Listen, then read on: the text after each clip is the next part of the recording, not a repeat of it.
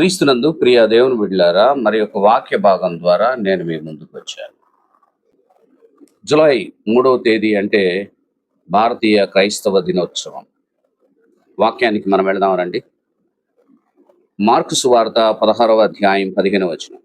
మీరు సర్వలోకమునకు వెళ్ళి సర్వ సృష్టికి సువార్తను ప్రకటించుడి.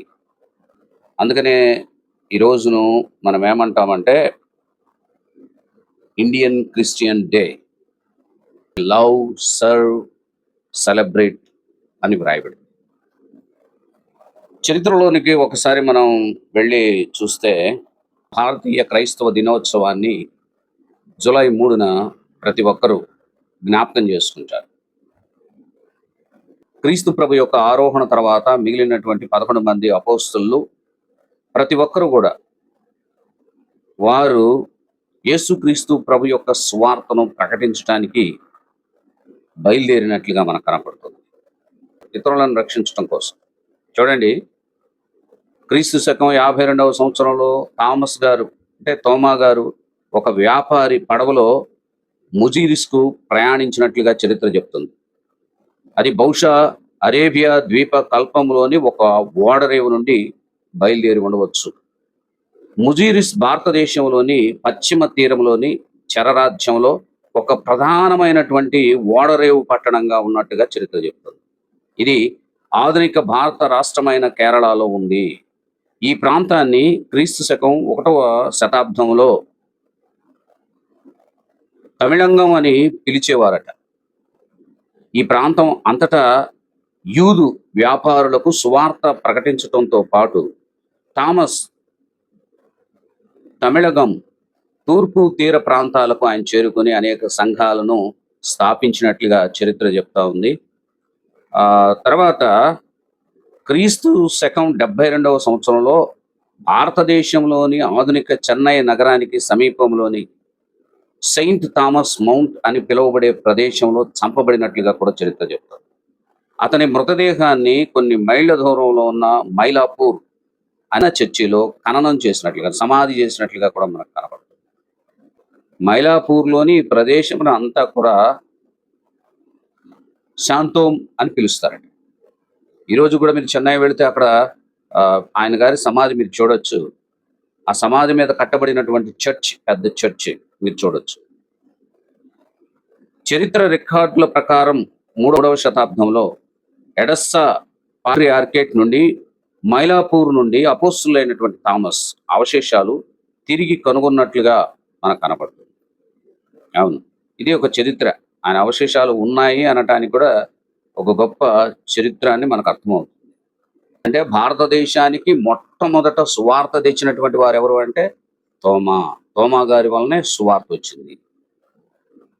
ఇది చరిత్ర. తోమా గారు రక్షణను ప్రకటించారు.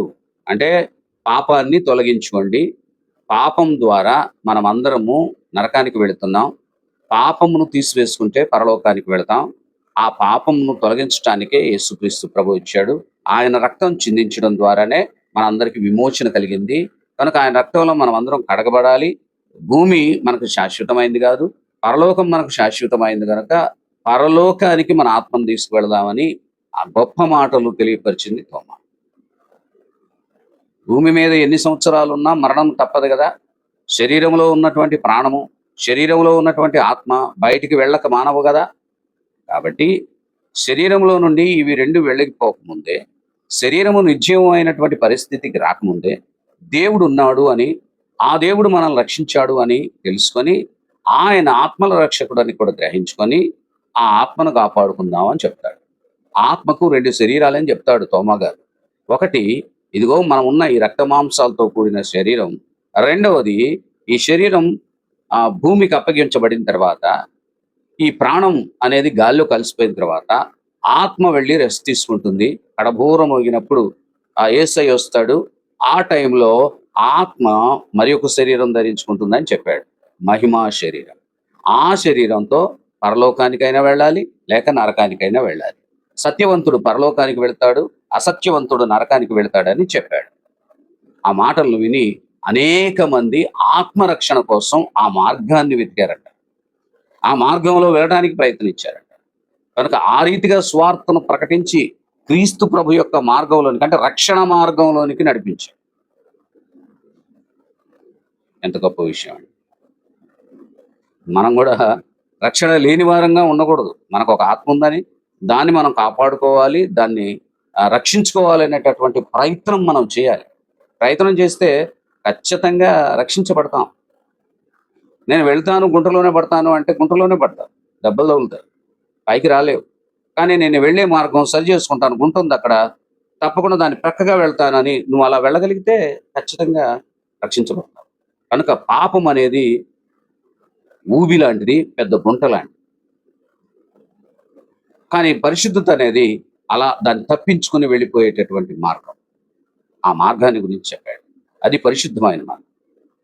మనకి ఈ లోకంలో చెడ్డ మాటలు, చెడ్డ తలంపులు, చెడ్డ ఆలోచనలు తొలగించుకొని క్రీస్తు ప్రభు నామంలో ఎదుగుదాం, ఆ రీతిగా నడుద్దాం. అట్టి కృప దేవుడు మీకు దయచేయను గాక. ఆమేన్. సమస్త జ్ఞానం మించిన దేవుని సమాధానం యేసు క్రీస్తు వలన మీ హృదయములకు, మీ తలంపులకు కావలయుండును గాక. ఆమేన్.